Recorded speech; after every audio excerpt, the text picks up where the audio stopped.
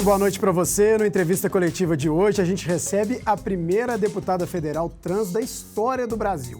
Com mais de 208 mil votos, Duda Salabert foi eleita pelo PDT em Minas Gerais e se junta a outra deputada trans eleita, Érica Hilton, do PSOL em São Paulo. E vão se juntar, então, na Câmara Federal. Eleições históricas, mas que acontecem em um cenário de Congresso predominantemente conservador. Participam dessa entrevista o comentarista de política Orion Teixeira. Muito boa noite, Orion. Boa noite, André, Murilo, professora Duda, prazer. Boa noite a todos. Também muito boa noite para o diretor de jornalismo da Band Minas, Murilo Rocha, que participa da entrevista. Boa noite, André. Boa noite, Orion. Obrigado, deputada, por aceitar nosso convite. Muito boa noite, deputada. Eu queria começar com essa questão. Como é imaginar estar, daqui a alguns meses, nessa Câmara com duas eleições históricas, de deputadas trans, mas uma Câmara notadamente conservadora, pelo que a gente viu dos resultados das urnas? Então, boa noite, obrigado pelo convite, um prazer estar conversando aqui.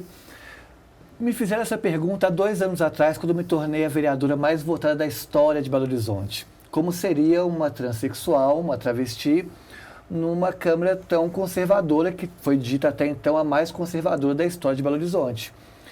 Em 1 ano e meio de resultado, eu tive 6 projetos de leis aprovados, a maioria deles aprovados por unanimidade, e não eram projetos que trabalhavam puramente com dimensões simbólicas, eram construções de políticas públicas estruturantes. Por exemplo, foi de nossa autoria, assinado pelo Executivo, mas nós que articulamos, o projeto de dignidade menstrual, que vai distribuir absorventes nas escolas de Belo Horizonte.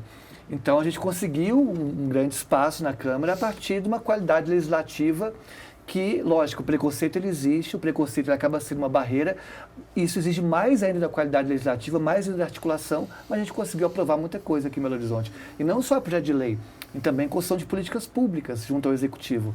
Que eu gosto sempre de dizer que nós construímos um projeto de ecoalfabetização, que prevê o plantio de mais de 50 mil árvores na cidade, junto às comunidades escolares, e durante o plantio vai ter aula de justiça climática, ou seja, coisas estruturantes a gente conseguiu mesmo num cenário conservador. Deputado, insistindo um pouco nessa primeira pergunta do André ainda, eu entendo o desempenho da senhora como vereadora e até que alçou esse novo voo aí agora como deputada, mas a senhora também pagou um preço. A senhora está aqui na Band, tem escolta aqui, Polícia Federal, outro dia a senhora foi votar de colete, e agora é uma projeção nacional. A senhora não teme, inclusive, pela sua segurança e o aumento desses ataques de cunho sexual? Então, a violência política, de gênero, na verdade. A violência política ela tem aumentado no Brasil nos últimos anos. Eu posso pegar a minha trajetória como um exemplo de como que essa violência vem aumentando consideravelmente. Em 2018, eu me torno a primeira transexual do país a disputar o cargo de senadora da República. Na época, quando eu lanço minha candidatura, o Eduardo e o Carlos Bolsonaro compartilharam minha candidatura como um deboche. Naquele momento, as minhas redes sociais, em menos de 1 hora, receberam milhares de mensagens de ódio. E a palavra que mais aparecia era nojo, porque é isso que parte dos setores da cidade tem em relação a nós travestis transexuais. Não satisfeito com isso, eles começaram a avaliar negativamente a página do Facebook da escola que eu trabalhava. Começaram a mandar e-mail e telefonemas para a escola que eu trabalhava pedindo minha demissão. E pior, mobilizaram manifestações na porta da escola que eu trabalhava, exigindo minha demissão só por eu ser quem eu sou. E eu só não fui demitida porque os alunos me defenderam, fizeram uma blusa com minha foto estampada e eu não fui demitida. Isso em 2018. 2020 eu lanço minha candidatura e termino as eleições como a pessoa mais votada da história de Belo Horizonte. Um dia depois eu abro meu e-mail, 3 ameaças de morte do maior grupo de ódio da internet brasileira, no qual surgiram aqueles terroristas que cometeram atentado na escola de Suzano, dizendo que queriam me matar e transformar a escola que eu dava aula num mar de sangue. E tal qual 2018, encaminhar este mesmo e-mail para os donos da escola, para a direção da escola e para alguns professores, dizendo que se eu continuasse dando aula ali, aquela escola viraria um mar de sangue. Eu havia prometido que, caso ganhasse a eleição, continuaria dando aula, porque eu posso estar na política, mas sou professora. E por causa desses e-mails eu perco meu emprego. Isso em 2020. 2022, lanço minha candidatura para deputada federal. Nos primeiros 10 dias de campanha eu recebo 4 ameaças de morte, todas assinadas com símbolos nazistas. Vieram e-mails, depois fizeram um site especificamente sobre mim, descrevendo formas como iriam me matar. E nesse mesmo site colocaram fotos da minha filha, que tem 3 anos de idade, descrevendo formas como iriam estuprá-la na minha frente. A partir daí a gente aciona a prefeitura, que coloca a Guarda Municipal à nossa disposição, Aí começa a dar com escolta, carro blindado, às vezes colete à prova de bala. E nos últimos dias da eleição, eu recebo mais 2 ou 3 ameaças de morte. Ou seja, se pegarmos de 2018 até agora, né, e essas últimas que vieram foram todas assinadas com símbolos nazistas. Então, eu carrego em mim uma grande dúvida se está no início do fim ou início do começo de uma nova era com mais violência política. Eu não sei, mas tenho certeza que a vitória de um campo progressista para a presidência, a vitória do Lula, pode minimizar esse cenário, já que as células neonazistas aumentaram consideravelmente no contexto de Jair Bolsonaro. Mas o fato, professor Duda, é que a sua pessoa é transformadora, ao mesmo tempo que ela é instabilizadora das zonas de conforto e pira o cabeção de muita gente, né? Eu vi, por exemplo, na sua eleição agora recente, alguns jornais assim feitos, primeira travesti, primeira transexual, enfim, é muita confusão até no glossário, né? Na verdade, eu acho que se me corrija se eu estiver errado, o seu trans é muito mais de transformação, além da questão sexual e de gênero também. Até onde vai essa transformação que a Duda oferece? Eu sou professora. Não existe elemento transformador maior do que ser professora. Está ensinando sempre, né? Eu digo sempre, né? Eu posso estar na política, mas sou professora. Até porque eu reconheço que meu papel em sala de aula é muito mais importante, muito mais transformador do que meu papel no espaço legislativo. Porque no espaço legislativo eu crio e fiscalizo leis, mas em sala de aula eu transformo consciências. E o que muda o mundo não são novas leis, são novas consciências, né? Nós temos uma lei que criminaliza o racismo no Brasil. Eu pergunto, quantas pessoas já foram presas por racismo no Brasil? Então, mais importante do que criminalizar uma prática é criar consciências críticas em relação ao combate a preconceitos. Isso se dá em sala de aula. Então, a transformação no sentido que você trouxe está na minha formação humana e acadêmica de ser professora. Mas a questão trans, ela acaba sendo um limitador das transformações que poderíamos fazer, já que nós moramos num país cujo preconceito ele é estrutural, né, atávico, e acaba tentando frear algumas políticas que a gente poderia construir. É muito comum as pessoas querem resumir a minha participação somente a pautas LGBT. E acho que uma grande luta que eu faço é mostrar que eu não sou só uma candidatura LGBT, eu não sou só uma travesti, não sou só uma transexual, eu sou professora. Né? Então, eu estou discutindo economia, eu quero discutir a revogação da Lei Candir, eu estou discutindo um outro modelo de economia que passa pela descarbonização da economia, estou discutindo os impactos da mineração em Minas Gerais, estou discutindo uma política nacional de redução de agrotóxicos, discutindo reforma urbana, né? Mas mesmo esses discursos, eles assumem menos potência, porque as pessoas tendem a não credibilizar tanto esse discurso por vir de uma travesti e querer que eu fale somente sobre pauta trans. Mas você não acha que a sua candidatura também tem essa questão pedagógica, pensando, né, até no processo civilizatório também, né? Porque muita gente não te conhece ainda. Eu queria até que você aproveitasse essa oportunidade, nós somos uma TV aberta, falando para milhares de pessoas, né? Muita gente fala, ela é travesti, é transexual, não, mas ela tem uma filha, é casada com outra mulher. Assim, você não acha que também tem esse papel, de certa forma, pedagógico? Sem dúvida, né? Por eu ser professora, todas as minhas atitudes são pedagógicas. Eu fiz uma campanha, tanto essa de 2022 como a de 2020, por exemplo, uma campanha lixo zero. Eu não imprimi nenhum santinho, nenhum panfleto, nenhuma bandeira, nenhum adesivo, absolutamente nada, em respeito ao meio ambiente e à crise climática que nos assola. Né? E essa atitude foi uma atitude política, uma atitude pedagógica, mostrando que é possível você utilizar uma outra linguagem no período eleitoral. Eu fui a pessoa mais votada da história de Belo Horizonte sem imprimir um santinho. Eu sou a deputada federal mais votada da história de Minas Gerais sem imprimir nenhum santinho. Então, isso são atitudes políticas, mas atitudes pedagógicas. Aposto que na próxima eleição, um monte de gente vai adotar.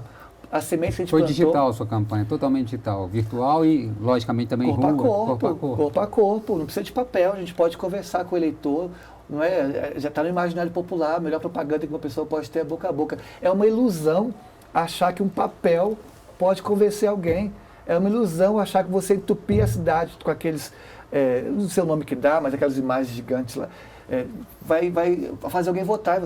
É uma linguagem retrógrada que não há... Torre de Babel, inclusive. Né? Uma Torre de Babel, ninguém presta atenção no que está acontecendo. Espalhar aquele tanto de santinho no dia anterior, na madrugada anterior. Não dá voto nenhum, se der voto vai dar 10 votos, mas o que ganha a eleição são 10 votos. Sim. E o segundo Tribunal Superior Eleitoral, a quantidade de lixo eleitoral gerada em 2016 daria para produzir 40 milhões de livros. Aí eu perguntei para o eleitor, você prefere 40 milhões de livros ou a quantidade de lixo eleitoral? Ela foi digital? Foi, como de todos os candidatos foram. mas foi sobretudo corpo a corpo, né? E acho que uma coisa que me difere em relação às outras candidaturas é que eu já tinha um trabalho pronto. Então, para mim, a campanha, quanto antes viesse a eleição, melhor seria, porque já tinha um trabalho desenvolvido na cidade e esse trabalho já vocalizava as nossas bandeiras. O período eleitoral é só um período para receber ataque, ser vítima de fake news e ameaças de morte.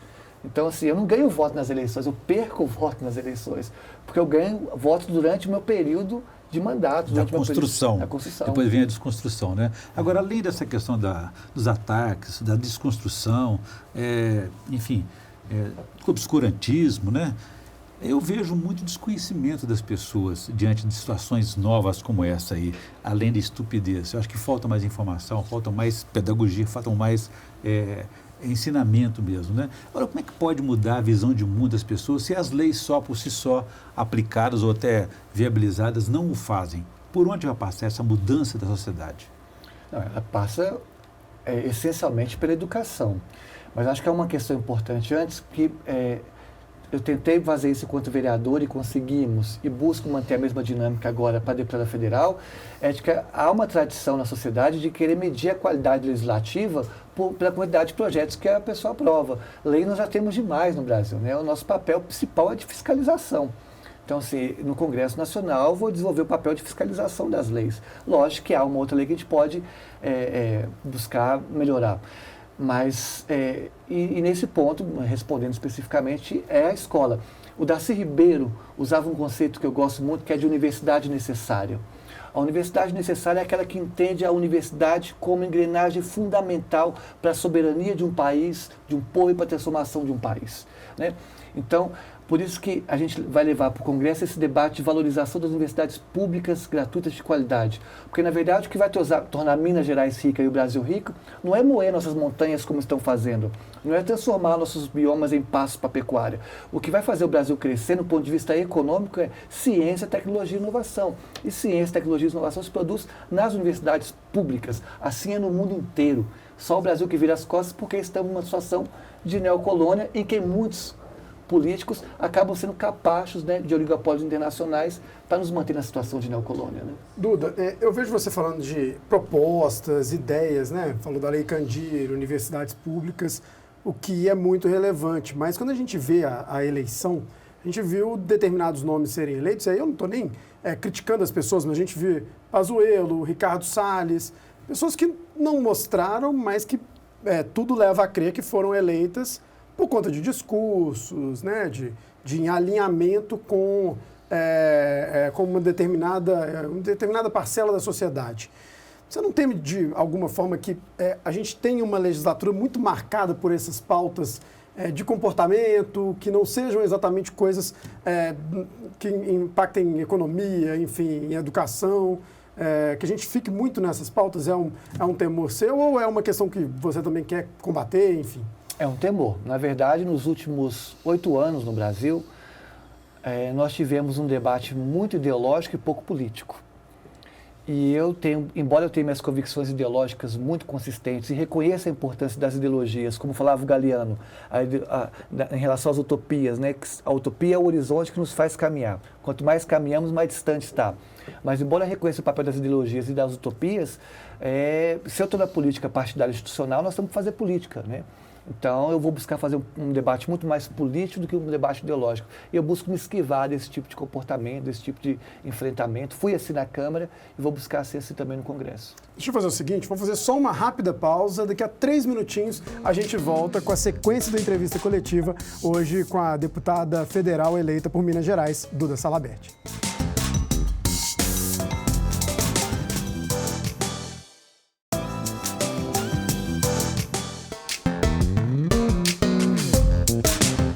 Estamos de volta com a entrevista coletiva, hoje com a deputada federal eleita, Duda Salabert, do PDT. Estamos chegando no momento de volta às urnas, né? Teremos aí o segundo turno aqui em Minas Gerais, apenas a eleição para presidente e uma disputa bem polarizada, né? Entre o atual presidente Jair Bolsonaro e o ex-presidente Lula. No primeiro turno, até você é do PDT, tem a questão do Ciro, mas acabou defendendo o voto útil no Lula. Como é que fica essa questão para o segundo turno e também essa disputa agora totalmente polarizado, porque só temos 2 candidatos. Eu sempre respondi essas perguntas com uma frase que eu não sou uma pessoa de partido, embora reconheça a importância de partidos fortes do ponto de vista ideológico e programático, mas eu sou uma pessoa de campo. Mais importante do que avançar no partido é nós avançarmos enquanto campo democrático, campo progressista.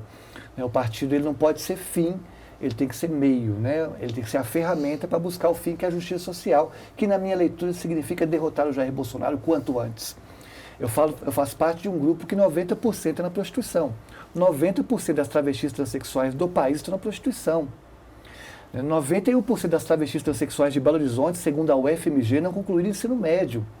6% das travestis transexuais de Belo Horizonte, segundo a UFMG, foram expulsas de casa com menos de 13 anos de idade.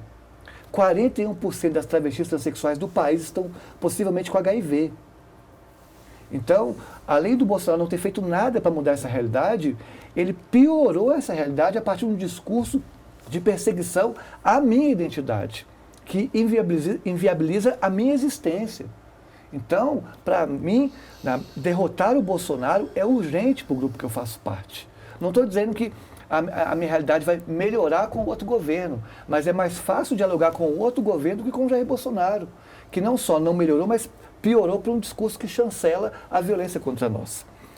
Então, por isso, a posição em relação ao primeiro turno em aquele que vai vencer o Bolsonaro, que tinha chance de vencer no primeiro turno. E agora, no segundo turno, já dizia o Caetano, a vida é real e de viés, então tem que ter lado, continuo no lado do meu campo, do campo progressista, defendendo a vitória do Lula, e fui convidado para participar da coordenação da campanha do Lula aqui em Minas Gerais, estamos articulando, e sabemos que vai ser difícil, né, mas acredito numa vitória do Lula. Pois é, deputado, isso que eu queria saber. Aqui, o Bolsonaro ganhou um reforço importante, que é a eleição do Zema no primeiro turno. Qual que é a estratégia, uma vez que você está escalado aí para a coordenação, qual que vai ser a estratégia? Imagino que os deputados eles vão ter papel fundamental nesse momento, né, para o candidato Lula. Qual que vai ser a estratégia desse segundo turno para que o Lula consiga manter a vitória? Lembrando que ele perdeu, por exemplo, em Belo Horizonte, mas ganhou no Estado. A gente tem conversado muito sobre isso, de que se o Lula não perder os votos, a gente tem que virar o voto da Simone e do Ciro, para garantir uma boa, não só a vitória, mas uma boa vitória. Então não precisávamos nem naquele vira-voto de puxar voto de bolsonarista, porque os votos da Simone e do Ciro, caso o Lula mantenha a sua votação, já é mais do que suficiente. Eu sou vice-presidenta nacional do PDT, levei para a executiva nacional a importância de apoiar o Lula, foi a executiva por unanimidade, inclusive com o voto do próprio Ciro Gomes, foi favorável a esse apoio, um apoio que não se articulou por meio de questões ministeriais, cargos, mas sim programático, né? O PDT trouxe 3 propostas para que o PT incluísse no plano de governo do Lula, e nós aqui em Minas vamos buscar fazer isso. O PDT tem hoje, se não me engano, 417 vereadores em Minas, tem 30 prefeitos e 31 vice-prefeitos. Então nós vamos, a partir, né, desde domingo passado, dialogando com esses prefeitos e vereadores para buscar, para que esses prefeitos, vereadores e vice-prefeitos sejam também ferramentas no interior para conseguir essa vitória para o Lula. O debate está muito rebaixado, né? Como reverter essa pauta, porque ela não fique assim concentrada na questão limitada, até reduzida, questão de costumes, religiosa, e discutir realmente a economia, a sociedade, os programas sociais. Quem está pautando esse debate, afinal? Quem pautava era o Ciro, né? Era o Ciro que pautava, mas como houve uma erosão, né, do debate político, né, e nesse contexto de maior crise econômica do capitalismo, eu vejo um achatamento também da intelectualidade, né, do debate intelectual, a partir de perseguições, etc. Está muito ruim o debate, e esse debate só favorece o Bolsonaro. Se nós fizermos uma campanha discutindo se o Bolsonaro é maçom ou não, a gente vai perder as eleições. Porque o debate do ponto de vista moral, conservador, quem vai ganhar isso aí é o Jair Bolsonaro, que tem esse poder na mão, né? Então o debate tem que ser em termos de propostas, em termos de economia, e é isso que o PDT busca atribuir para a campanha do Jair Bolsonaro, para a campanha do Lula. O PDT trouxe 3 propostas importantes que afetam diretamente a vida do povo, e o PT acatou essas propostas. Primeiro, renegociar a dívida de todo mundo que está com o nome no SPC, que é um programa que o Ciro criou, que é importante. Segundo, a universalização da educação em tempo integral. E terceiro, a criação da renda básica. quer dizer, são debates que qualificam o debate e são propostas concretas e efetivas, e nós mostramos o caminho de fazê-lo. Então a gente quer, o PDT entra no apoio ao Lula na tentativa de realmente elevar esse debate político para que seja pautado em propostas e não no cunho moral que a gente pede nesse ponto. Deputada, como é que a senhora vê, entende, explica a eleição do seu colega, até então colega, Nicolas, vereador mais votado do Brasil, com mais de 1.400.000 votos, né? E vocês polarizam, vamos dizer, desde que foram eleitos, por estar em campos opostos, né? Sempre travam batalhas no parlamento e tal. Como é que a senhora vê essa eleição dele? Eu vejo alguns pontos. Primeiro que o Nicolas ele se comunica muito bem, usa as redes sociais como poucas pessoas no Brasil. Ele tem um domínio dessa linguagem e que tem um desdobramento muito grande do ponto de vista eleitoral. O Nicolas também foi construído nacionalmente, porque onde o Bolsonaro estava, o Nicolas estava, né? Inclusive foi uma crítica que nós fizemos ao partido que eu fazia parte, né? Quer dizer, essa importância de você nacionalizar um nome, entendendo a importância de Minas Gerais no processo eleitoral, era fundamental e a gente tentou fazer isso e não conseguimos. Né? O Bolsonaro ia para fora, o Nicolas estava lá fora também com o Bolsonaro. E um outro ponto também que eu acho importante é que há uma onda bolsonarista e você tem o Nicolas abraçando esses votos também. Então, esses 3 pontos eu acho cruciais para que garantisse a votação dele, né? Lógico, muito por mérito. Não estou desqualificando o mérito dele quando eu falo do ponto de vista da comunicação, mas estou dizendo que há outros fatores que agregam isso. Né? A estratégia agrega também. Ele já tem um potencial, uma qualidade para isso, mas a estratégia deu certo. Né? Agora, a gente viu nessa eleição uma chapa muito... parece bem articulada mesmo, né? Com o Engler para deputado estadual, o Nicolas para federal, e que acabaram puxando muito voto, né? Teve uma articulação desse campo conservador que não teria acontecido no campo progressista? Você vê dessa forma? Como é que... Eu vejo, acho que foi um desenho muito bem feito pelo Jair Bolsonaro. Sabendo que Minas é um colégio eleitoral que define as eleições, já organizou isso há 2 anos atrás, a dobrada Nicolas e Bruno. Além do Cleitinho também. Além do Cleitinho no Senado. Você tem o Zema no segundo turno para apoiá-lo, né, e todo o apoio nessa estrutura. Já o nosso campo foi todo fragmentado. Eu fui vítima de fake news do campo de setores da esquerda do início ao fim da campanha. Isso que eu ia falar, a esquerda foi até bem predatória, né, em alguns momentos. Né? Fogo amigo.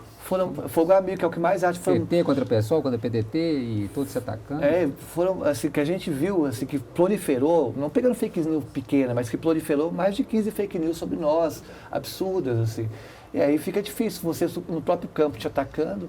E além disso, eu tinha a questão de que as candidaturas do Ciro estavam derretendo também, e isso impacta diretamente na minha votação. Né? Talvez se tivesse, por exemplo, se eu fosse a candidata do Lula, talvez não, se eu fosse a candidata do Lula, teria uma votação muito maior. Isso que é o que aconteceu com o Nicolas, era o candidato do Bolsonaro. Né? Duda, você foi protagonista aí nessa luta da questão da mineração. Serra do Curral está aí ainda hoje nessa demanda envolvendo os belo-horizontinos especialmente, né?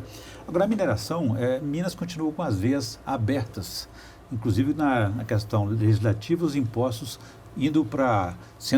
isentando os mineradores para favorecer exatamente essa demanda de impostos, a exportação de impostos aí, mais uma vez prejudicando Minas Gerais com a Lei Candir. Minas Gerais não consegue sobreviver sem essa indústria, sem essa exploração arcaica que destrói, que mata. A mineração em Minas Gerais é mais do que uma atividade econômica. A mineração é uma ideologia, porque fossilizou-se no imaginário mineiro de que a mineração é fundamental para o crescimento de Minas Gerais. Isso é uma falácia. Porque se a mineração trouxesse riqueza, de fato, Minas Gerais seria o estado mais rico do Brasil. Sabará seria um dos municípios exemplo de desenvolvimento econômico. E Sabará hoje é um dos municípios mais pobres que nós temos. Na verdade, segundo o IBGE, mineração não traz riqueza, traz pobreza. Porque os municípios que tiveram mineração de ferro são os municípios que têm maior desigualdade socioeconômica. A mineração representa hoje em Minas Gerais, e em média nos últimos 10 anos, 4% do PIB.